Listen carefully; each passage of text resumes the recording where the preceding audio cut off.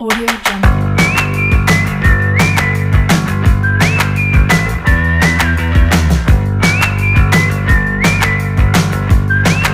Audio Jungle. Assalamualaikum warahmatullahi wabarakatuh. Saya Wibrianti, mahasiswa semester 5, Prodi Manajemen Pendidikan Islam 4. Nah, pada video kali ini saya akan membahas tentang kedudukan humas dalam administrasi sekolah. Baik, yang pertama yaitu bagaimana sih kedudukan humas dalam administrasi sekolah? Dalam manajemen pendidikan, humas mempunyai kedudukan yang mana kedudukan humas tersebut dalam organisasi sekolah telah dikemukakan oleh Suryo Subroto ada dua. Yang pertama yaitu jika kita tinjau dari sudut pandang manajemen, humas merupakan suatu realisasi fungsi komunikasi, sementara tugas humas itu sendiri merupakan salah satu fungsi manajemen. Kemudian yang kedua yaitu jika kita tinjau dari sudut pandang administrasi pendidikan, humas merupakan bagian atau salah satu komponen kegiatan administrasi pendidikan, dalam hal ini di sekolah. Memang pada kenyataannya posisi humas dalam struktur organisasi di sekolah Indonesia, baik negeri maupun di swasta, sangat beragam. Hal ini dikarenakan faktor eksistensi yang dimiliki oleh sekolah harus disesuaikan dengan situasi dan kondisi yang ada pada masing-masing sekolah tersebut. Contohnya seperti jumlah siswa, manajemen sekolah, dan peraturan yang berlaku. Yang kedua yang akan saya bahas yaitu fungsi humas di sekolah. Nah, untuk memperjelas fungsi-fungsi ini ada 8 yang perlu kita ketahui. Yang pertama yaitu programming. Fungsi ini mencakup analisis masalah dan peluang bagaimana menentukan goals dan publik, serta merekomendasikan dan merencanakan suatu kegiatan.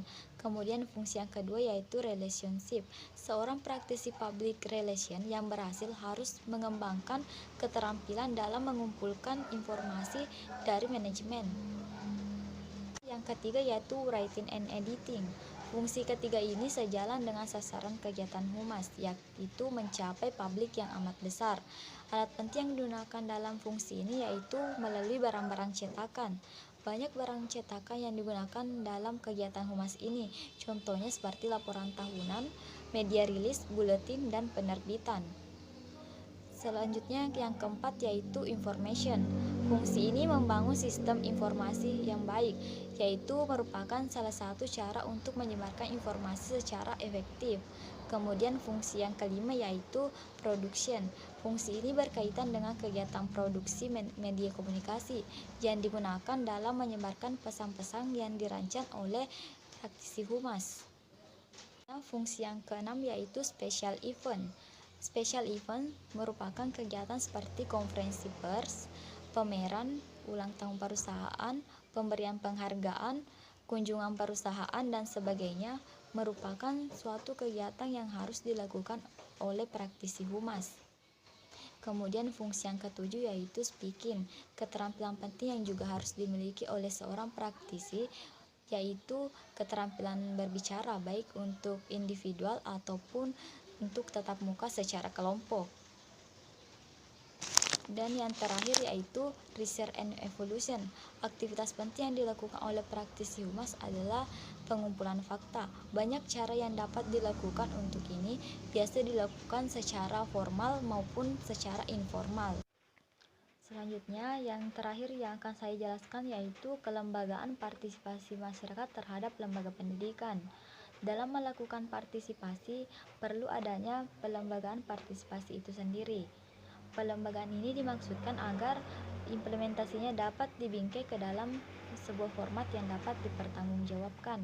Di samping itu, kelembagaan partisipasi juga dimaksudkan agar masyarakat tidak terjebak dalam gerakan yang bersifat anarkis.